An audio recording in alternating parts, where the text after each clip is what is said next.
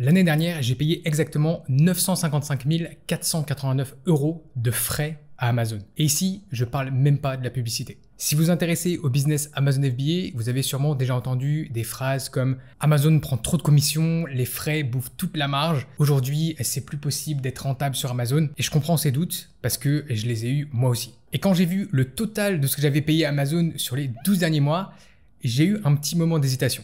J'ai presque cru qu'il y avait une erreur. Mais qu'est-ce qui se cache réellement derrière ces chiffres? Est-ce que le modèle Amazon FBA est en train de mourir ou est-ce qu'il est au contraire plus puissant que jamais? Dans cette vidéo, je vais vous montrer mes vrais chiffres, tous les frais, poste par poste, les revenus et la rentabilité réelle de mon business. Mais avant d'aller plus loin, qu'est-ce qui est inclus exactement dans les frais Amazon? Faisons un bref rappel rapide. Parce que quand on dit 955 000 €, il faut comprendre ce qui se cache derrière ce montant. La première chose, ça va être les frais de vente. C'est la commission qu'Amazon prélève sur chaque vente. Et en gros, dépendant des catégories, ça va être 15% du prix de vente du produit TTC. Alors oui, 15%, ça peut paraître énorme, mais réfléchissez 2 secondes. Parce que ici, Amazon vous donne accès à des millions de clients qualifiés qui arrivent sur le site avec leur carte bleue en main, prêts à acheter votre produit. Alors essayez d'attirer autant de trafic qualifié sur votre propre site avec seulement 15% de budget publicitaire et honnêtement, bon courage. La deuxième grosse catégorie de frais, ça va être les frais d'expédition FBA. Donc ici, c'est le coût pour qu'Amazon emballe vos produits et les expédie dès qu'il y a une commande. C'est le pick, pack and ship et tout ça sans que vous ayez à lever le petit doigt. Et aussi avec la vitesse de livraison d'Amazon et pas celle de la poste. Et là aussi, pensez à ce que vous devriez mettre en place et payer pour expédier toutes ces commandes à vos clients. Et là encore, je vous le dis, Amazon est très compétitif sur ces tarifs. Troisième grosse catégorie de frais, c'est les frais de stockage. Donc Amazon s'occupe de stocker vos produits dans ses entrepôts et les répartit automatiquement dans tout le pays pour être au plus proche de vos clients. Et là aussi, vous n'avez quasiment rien à faire pour ça. Donc c'est normal, entre guillemets, qu'on paye pour ce service. Et ensuite, il y a d'autres frais. On va avoir les frais de retour, les frais de remboursement, les frais de papier cadeau quand les clients choisissent cette option, certaines promotions, des deals, etc. Bref, on a vraiment tout l'écosystème complet d'Amazon. Et forcément, il faut bien payer pour ces choses-là aussi. Donc quand on additionne tout ça, on arrive facilement à 25-30%, voire même plus, de frais sur votre chiffre d'affaires total. Et c'est là que beaucoup de gens crient au scandale et se disent mais enfin Amazon nous vole, en fait on travaille pour Amazon. Alors est-ce qu'en tant que vendeur on se fait vraiment arnaquer, on se fait avoir par la plateforme ou est-ce que ces frais cachent une réalité beaucoup plus intéressante au final? Laissez-moi vous montrer les chiffres réels de mon business. Pour ça je vais utiliser mon tableau de bord Sellerboard. C'est l'outil que j'utilise pour traquer les performances et la rentabilité de mon business en temps réel. Donc c'est parti. Donc sur la colonne de droite ici, qu'est-ce qu'on peut voir? Eh bien, on peut voir tous les postes en fait de revenus et de dépenses. Donc, on a les fameux frais Amazon avec les 955 000 € de frais Amazon ici. Si on clique, on peut avoir le détail. Donc, quels ont été les frais d'expédition. Donc, c'est les frais FBA, c'est la colonne qu'on voit ici avec 464 000 € de frais d'expédition. Juste derrière, avec 460 000 €, on a les frais. Alors, referral, c'est les frais de commission, c'est les frais de vente dont je parlais tout à l'heure. Et finalement, on a les frais de stockage de 21 000, quasiment 22 000 € sur cette période. Donc ensuite, voilà, on a tout un tas de petits frais qui s'additionnent et qui s'additionnent pour pas mal au final. On a aussi ici des remboursements pour des produits qui ont été endommagés, pour des retours, etc. Donc c'est l'avantage de ce logiciel Sellerboard qui calcule absolument tout pour nous, qui s'occupe en fait d'extraire la data ou de recevoir, on va dire, les données directement depuis Amazon, donc les données de vente, les données, tous les données sur les frais, la TVA et aussi la publicité. Donc justement, en parlant des revenus, ici on peut voir des revenus sur cette période de 3 292 000 €.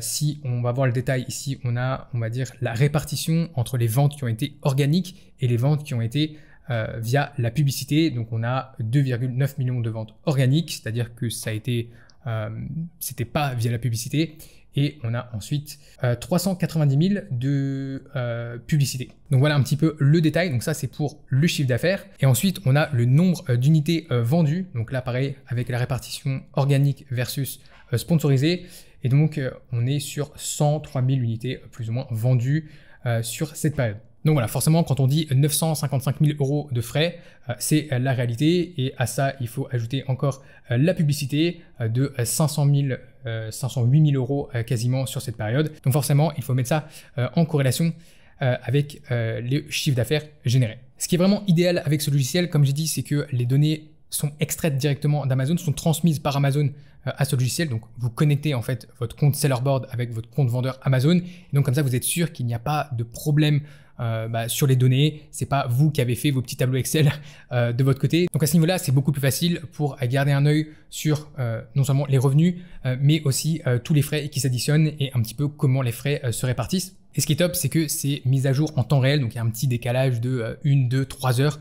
Parfois, voilà, ça peut être une demi-journée, mais dans tous les cas, vous pouvez regarder tous les jours, toutes les semaines, tous les mois et avoir un compte rendu extrêmement précis. Une autre chose que j'apprécie beaucoup, donc là, on peut choisir toutes les marketplaces qui sont sélectionnés.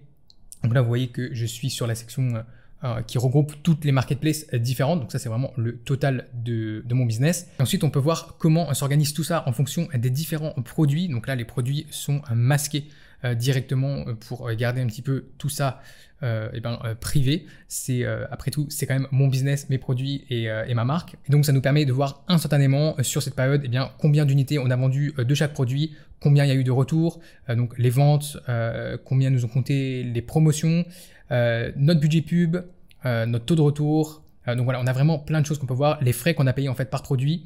Là, on a j'y reviendrai plus tard, mais c'est le coût d'acquisition des produits. Qui est rentré manuellement pour le coup. Le logiciel ne peut pas savoir pour combien on a acheté les produits. On a le profit, la marge par produit. Donc on voit qu'il y a des produits qui ont une meilleure marge que d'autres.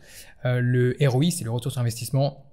Et tout un tas d'autres données qui sont extrêmement intéressantes d'avoir et qui sont, là c'est vraiment très très utile parce que c'est réparti entre tous les différents produits. Donc on peut voir un petit peu comment chaque produit performe. Donc ça, c'est une fonctionnalité que j'aime beaucoup. On a aussi la fonctionnalité PNL. Donc concrètement ici, on va retrouver les mêmes données, mais affichées sous forme de tableau.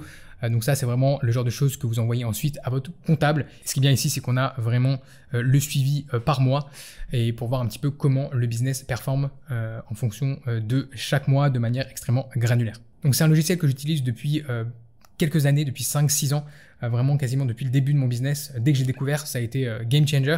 Et donc, si vous voulez l'utiliser, vous pouvez avoir 2 mois d'essai gratuit en cliquant sur le lien juste en dessous qui sera en description. Donc voilà, n'hésitez pas, c'est un logiciel qui a un super rapport qualité-prix, surtout par rapport aux concurrents.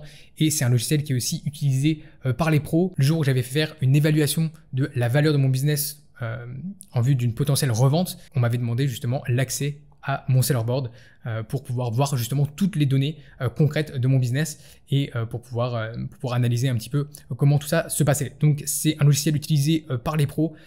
Désolé, vous n'aurez pas un bruit de caisse enregistreuse à chaque fois que vous faites une vente. Ça serait, voilà, quand on fait 100 000 ventes par an, concrètement, on peut pas avoir un catching à chaque fois qu'on fait une vente. C'est juste, voilà, il y a les logiciels pour les amateurs et puis il y a les logiciels pour les pros. Donc une fonctionnalité qui est, on va dire, elle est marrante, ça va être ici l'onglet carte.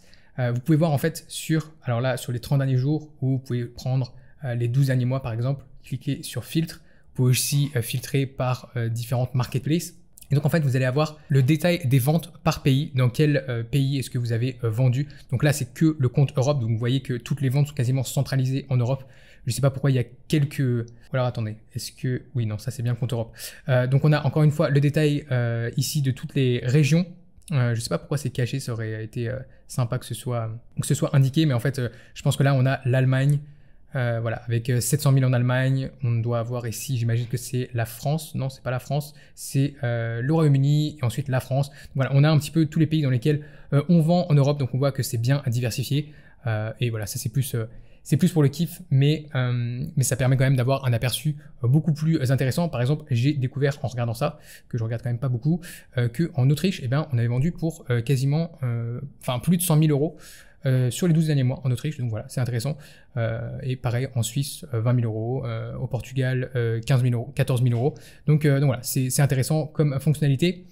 Il y a aussi d'autres fonctionnalités que vous pouvez exploiter dans ce logiciel. Il y a un système de gestion de vos campagnes PPC, donc voilà, qui peut être intéressant. Je l'utilise pas trop, je dois l'avouer. Il y a aussi tout un logiciel gestion d'inventaire. Voilà, je vous laisse un petit peu explorer le logiciel. C'est quelque chose d'intéressant. Vous pouvez gérer vos campagnes publicitaires, vous pouvez gérer vos expéditions FBA. Donc voilà, il y a pas mal de choses qu'on peut faire avec ce logiciel.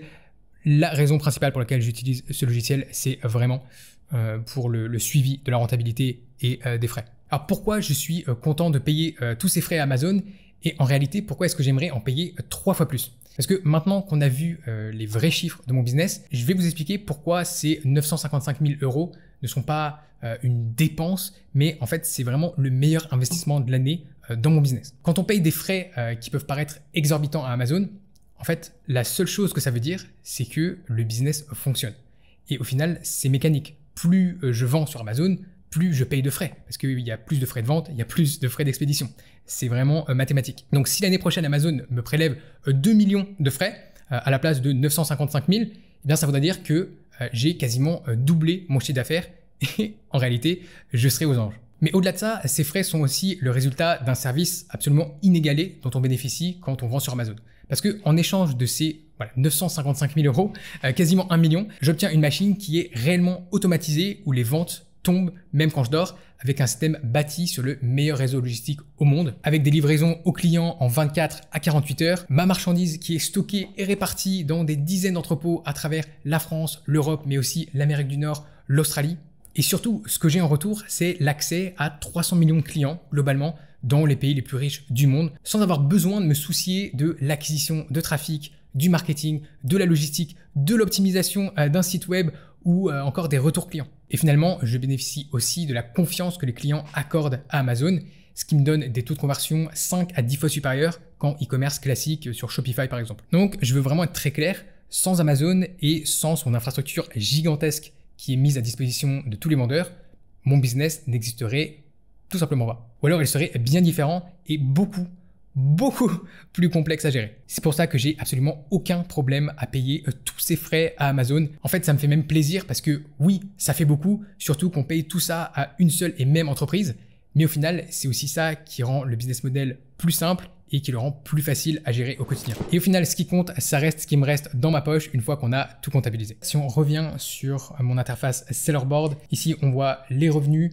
Donc on a frôlé, on est quasiment à 3,3 millions, ce qui est top. Et ensuite, on additionne tous les coûts, donc les coûts de publicité. Donc là, on a aussi le breakdown des publicités. Combien on a dépensé en fonction du type de publicité. Donc, est-ce que c'était des sponsored products, des sponsored brands, est-ce que c'était du vidéo. Donc voilà, on a tout le breakdown là-dessus. Est-ce que c'était du display? On fait pas beaucoup de display, comme vous le voyez. Donc on a vraiment tous ces frais qui s'additionnent. Forcément, on a les frais Amazon, on a les frais de retour. Donc ça, c'est un petit peu différent. Forcément, on doit rendre l'argent aux clients qui ont retourné notre produit. Donc on a un taux de retour qui est de 3,41%, donc qui reste tout à fait raisonnable et assez normal. On a les frais Amazon, on en a déjà parlé, je vais pas y revenir. Ensuite, on a la catégorie Cost of Goods. Donc tout simplement, c'est le coût d'acquisition des produits. Donc ça comprend le paiement qu'on fait aux fournisseurs, l'expédition, donc pour la logistique, pour expédier la marchandise depuis nos fournisseurs en Chine jusqu'aux entrepôts d'Amazon, que ce soit en Europe, que ce soit au Canada, aux États-Unis, en Australie, etc. Et puis, on a aussi les frais de douane qu'on doit payer. Donc en fait, ça, c'est vraiment le coût de la marchandise telle qu'elle est arrivée dans les entrepôts. Donc là, on a un coût total de quasiment 700 000 euros. On a ensuite la TVA qu'il faut prendre en compte, surtout sur les marketplaces européennes. Et donc, ça nous donne un profit juste au-dessus de 600 000 euros. On est à 601 810 euros de profit. Donc ça, c'est ce qui reste à la fin. Et ça nous donne une marge d'environ 18%, ce qui est aussi assez normal dans ce type de business. Alors ce qu'il faut savoir, c'est qu'il y a quelques dépenses ici qui ne sont pas prises en compte ou qu'on n'a pas pris la peine d'ajouter sur Sellerboard parce qu'ensuite on refait une comptabilité propre pour nous de notre côté. Ce qu'on n'a pas inclus du coup ici, ça va être les salaires de l'équipe et les abonnements à des logiciels, des abonnements aussi ou des parfois des dépenses dans des coworking, des petites choses en fait ici et là pour faire tourner un business. Donc on est aux alentours de 50 000 euros par an. J'ai pas le chiffre exact, je sais que c'est entre 50 peut-être 52 000 euros par an. Donc si on enlève ça au profit, ça fait qu'on est sur un profit qui est plutôt autour de 550 000 par an. Et donc quelque chose on tourne autour des 45-50 000 euros par mois de profit sur l'année une fois qu'on a aplati ça, parce que vous voyez que la courbe n'est pas droite. Il y a des mois où on vend plus, il y a des mois où on vend moins. Ça dépend de la saisonnalité de certains produits, ça dépend aussi des performances des produits sur différents marchés. Voilà, il y a pas mal de choses qui rentrent en compte, mais vous voyez que c'est clairement pas une ligne droite. Donc payer tous ces frais, que ce soit les frais Amazon, que ce soit les frais d'expédition, que ce soit les frais de publicité, vous voyez qu'on a quand même pour un demi-million de publicité sur Amazon, donc de PPC.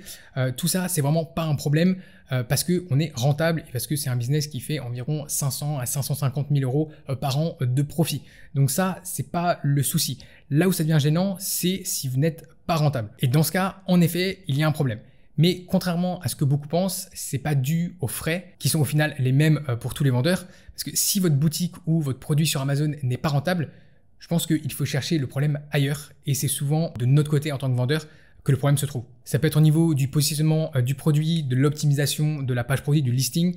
Ça peut être au niveau des avis clients, ça peut être au niveau du branding. Donc ça, c'est un petit peu tout ce qui est le front-end, on va dire, ce qui est visible pour les consommateurs. Et puis sinon, on a aussi d'autres choses comme le sourcing avec un prix d'achat qui peut être trop élevé, avec des coûts d'expédition qui vont être aussi trop hauts. Il peut y avoir pas mal de soucis, mais dans tous les cas, c'est un petit peu trop facile d'aller accuser les coûts ou les frais Amazon quand on a un business qui est pas rentable ou qui est trop peu rentable sur Amazon. Et justement, avec des outils comme Sellerboard, c'est bien plus facile d'aller identifier d'où vient le problème et d'essayer de le résoudre. Est-ce que ça va être, voilà, on peut trouver un produit, par exemple, j'ai vu un produit tout à l'heure, voilà, celui-là, il a une marge de 6%, celui-là, il a une marge de moins 9%. Donc tous les produits ne fonctionnent pas et il faut bien s'en rendre compte et pour aller adresser le problème en fait là où il est et pas pour se dire en fait tout le business ne marche pas. Non, il y a des produits qui marchent très bien, il y a des produits qui font du profit. Voilà, ce produit fait 130 000 euros de profit sur l'année, celui-là en fait 104, celui-là en fait 74.